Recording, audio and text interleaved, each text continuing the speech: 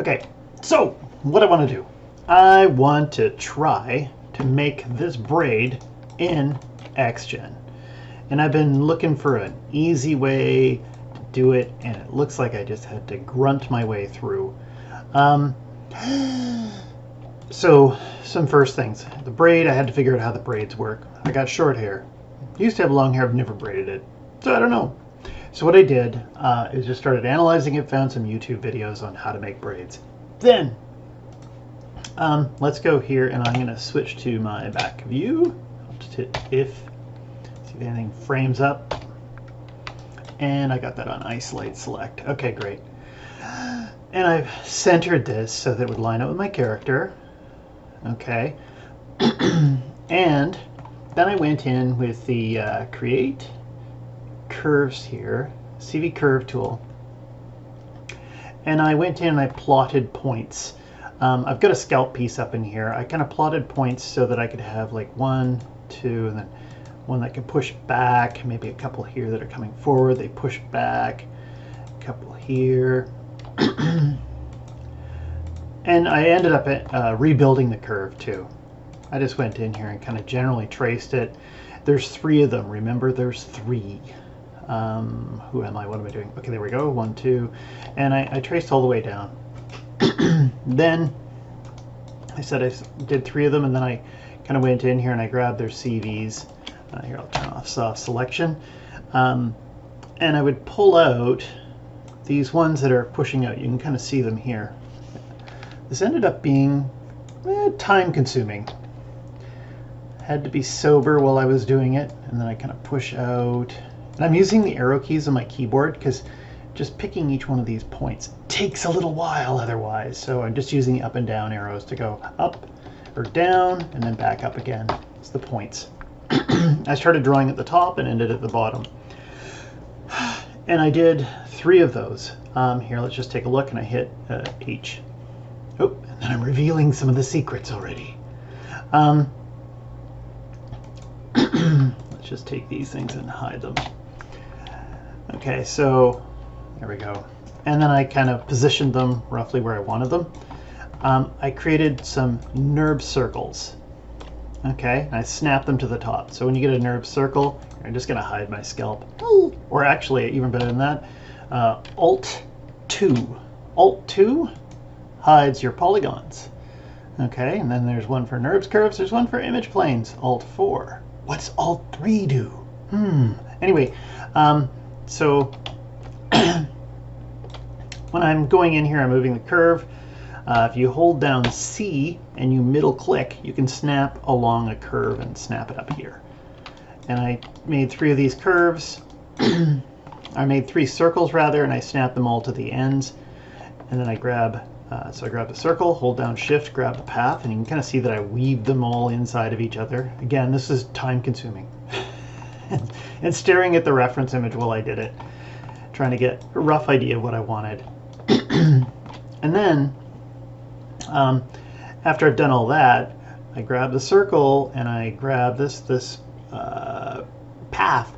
Okay, the last object selected is the path. I went to Surfaces, which is your Nurbs menu, and I did a Nurbs extrude right here. And I put on Tube at Path Component Profile Normal. Complete Nurbs. One of the Nurbs because it lets me play with the curves a little bit more, and you'll see why in a second. So I'll hit Apply. Okay, and that did a nice extrude all the way down. Okay, I went in and I made it scale down slightly. I went down like 50%. Okay, so I could come back to that. So it just scaled it down from the bottom to the, from the top to the bottom. It made it smaller at the bottom. And then later on I kind of played with this here. Okay, I'll show you in a second when I get there. So I did that for all 3 of them. And so I do this, grab this one, apply, and then I took the scale and went, come on, you bastard. Why isn't that, am I going to crash? It's going to be one of those days, is it? Try it again. Why? It is doing it. Oh, it's because I'm at 0. fool! I couldn't see it, but it was down at 0. Okay, let's try it again. I'll grab this, and I'll grab that, and I'll hit apply. Take the scale, I went down to like 50%. 0.5. Remember, if you want finer control, if you hold down Shift, you get, it goes in and locks it to whole numbers. And if you hold down Control while you do it, you get an extra decimal point. So actually, let's bring this back to 0. And then let's bring it up slowly. Boop, boop, boop, boop. Yeah, I always do this just as a habit. So anyway, 50%-ish. And then, so I got this all into place. Once I got to this stage, that could totally work, right there from there. But then I get nitpickly. Let's get rid of these things. Boop. Just hit H. I'll get rid of the braid group there. And so what I decided to do was go and make it so that certain sections were wider. I started noticing that it was kind of a bit thicker here. You can actually see I can still mess around with this if I wanted to. So I made this one thicker, and then it was thinner as it went in, okay, because it was tighter knots. And I just went and looked at the volumes and made sure they matched up. Again, this is where I started going kind of a little bit crazy. And this is time consuming. It does go by fairly quickly, but that's what I did. And also I made sure that this matches up with the scalp. Okay, so it matches up with the scalp. I took the pieces and I put a lattice on them. So if you go to Deform, Lattice, and here I usually turn off, what is it I'm looking for? They've added it. I'll use local mode. I turn that off. And I ended up using something like, I don't know what, I put in a bunch of these sections in here, and then I went dook dook, popped in a few more, kind of moved it around so it kind of looked like it naturally fit with the body. Okay, and I'm going to hide that braid reference. And I went in after this. Again, this is me kind of going a little bit overboard maybe. H, let's bring in this piece here. And you're wondering, what the hell is that? Okay, so what I did back here, let's grab one of these extruded surfaces I made here. H, and I'll just kind of pull this out.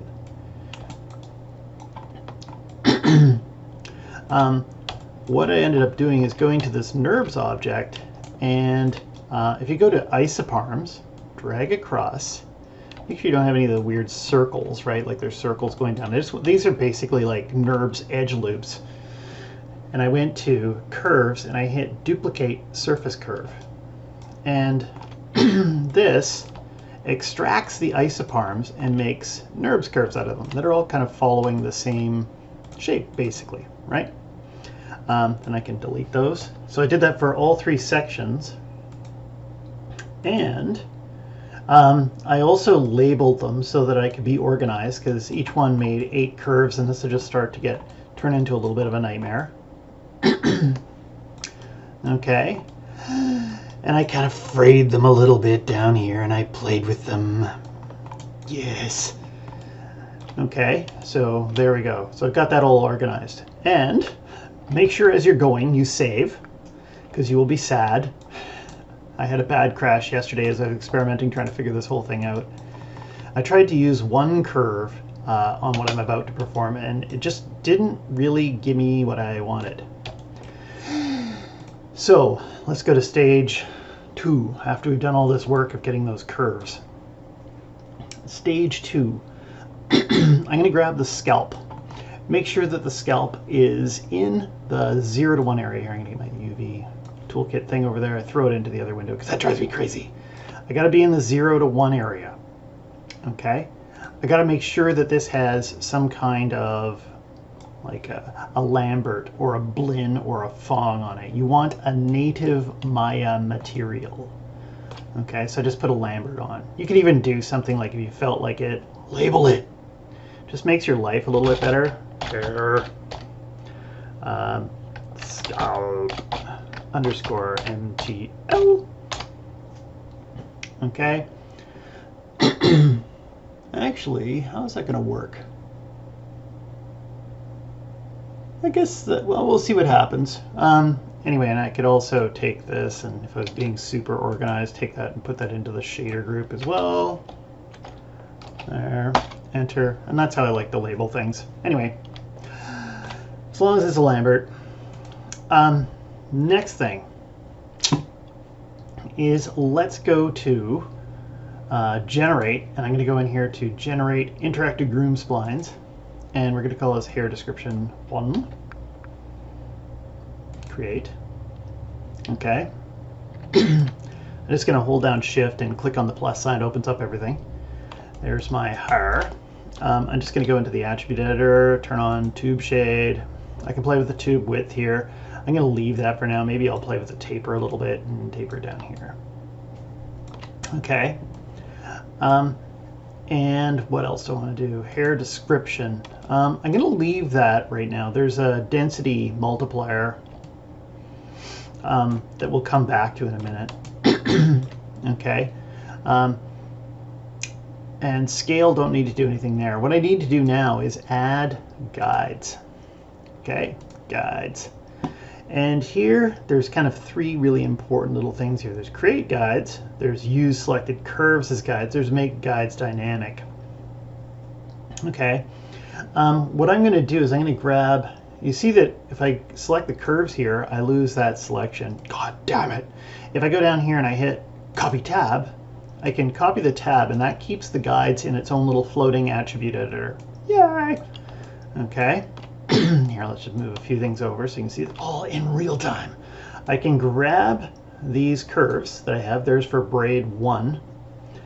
Okay, and I can hit use selected curves as guides and preserve dynamic link. Yay! And it puts the hair all the way down there. Now this hair, this Xgen hair, it's got a CD count of 5, so it's very kinkied, right? I can push this up quite a bit. I'm going to see what happens if I do 100, and I'm going to hit rebuild. There we go, and we can see that it's following the shape all the way down. Okay, maybe 100 isn't enough. Maybe we need 200. Get it even smoother. I've noticed that this starts to slow it down quite a bit, but there we go. We can do this slightly differently later. Actually, it's not following as much as I want it to.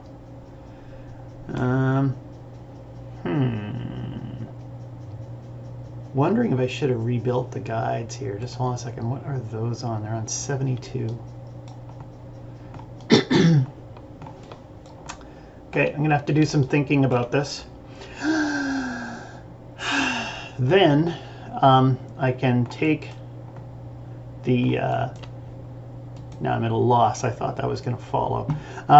Anyway, now if I take the density brush here, I can go to density mask, and I'm going to hit this, and we'll call this density mask hair 1 underscore density mask, and let's make it PNG file path. Let's put this into source images, selecto, and I'll hit, actually I'm going to make it black to start off with. Boop. And there's already one existing because I was horsing around with this yesterday. Great. And I want to make it black. Takes a second. Do not crash, you bastard.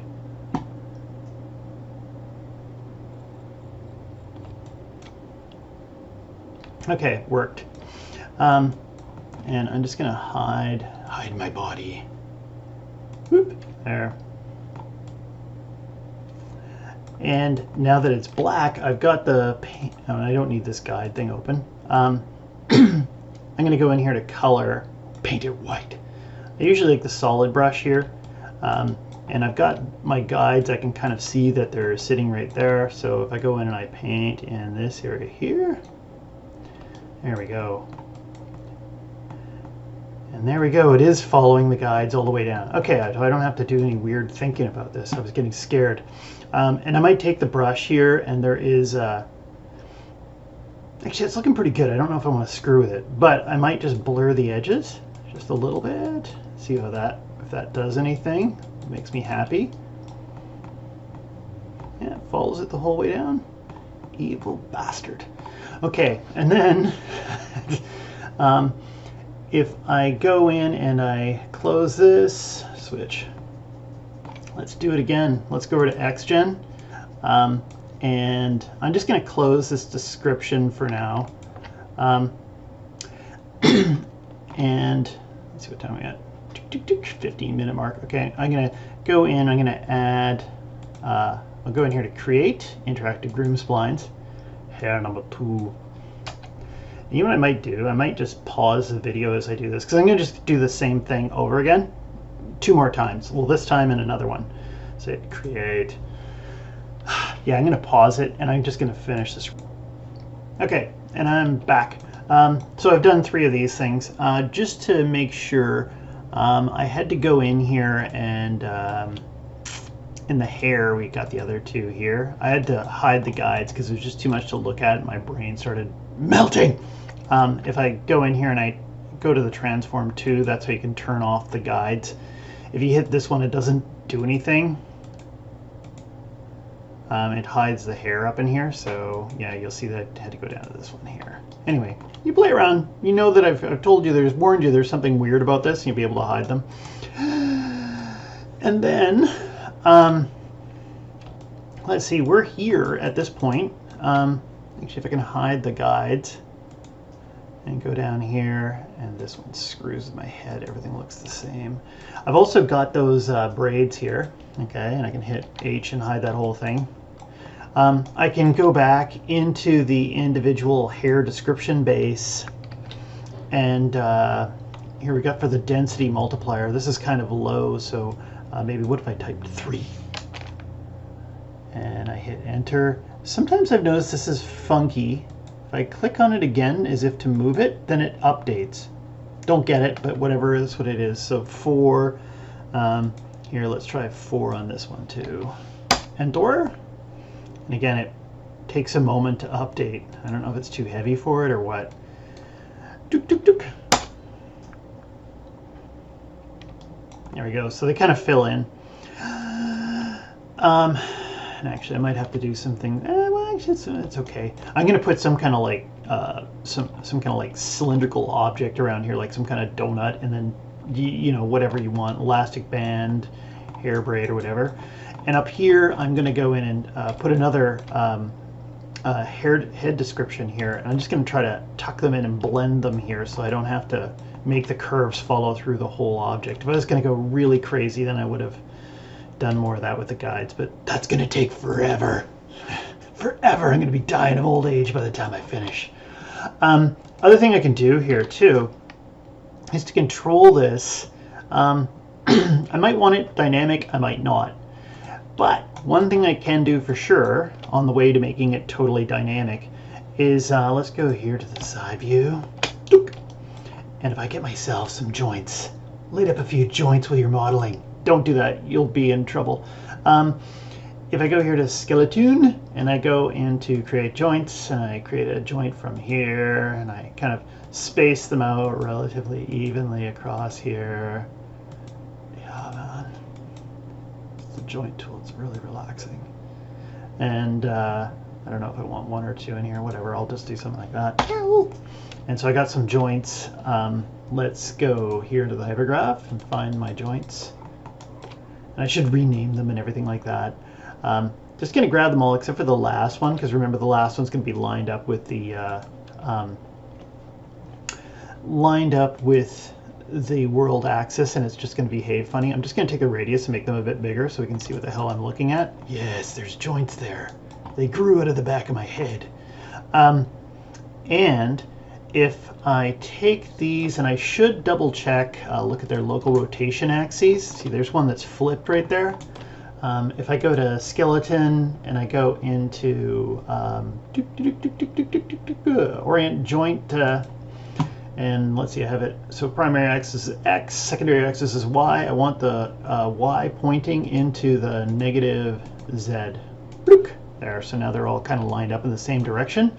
That means if I grab them and I rotate when I'm doing any kind of forward kinematics thing here, they'll behave like that.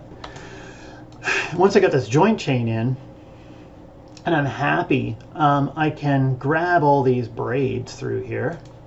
I'm just going to do it in the hypergraph because that always makes me happier. If I go in and I grab all these braids, so I'm holding down shift, grabbing all these. If you hold down shift when you're in the outliner, then it selects everything in between them and yeah, whatever. So I've done that, and then I can go here to skin, bind skin. I'm going to give this kind of a soft drop off here, like 4-ish. Okay, selected joints, apply. And now, close this up, and if I grab my joints and I rotate them, ooh, it's slow and laggy, but it's working. Might be heavy with the hair. Okay, so those guides are all being weighted by these joints. Looks like if I do anything really heavy back here, we're going to end up with problems. But if I go and I do something a little bit more subtle, actually, let's just grab one joint. There we go. I might have to do some other kind of thing here too. Just one second, let's grab this one. Still behaves, it gets it. I could probably go in and put in an IK spline through this joint chain. I could take the spline and I can make that curve dynamic that's on the spline. But that's another video. So this works. There we have it. And I'm going to stop there. I don't know if I need to go on and do more, but I'll probably do that on my own time. And that's hopefully good enough.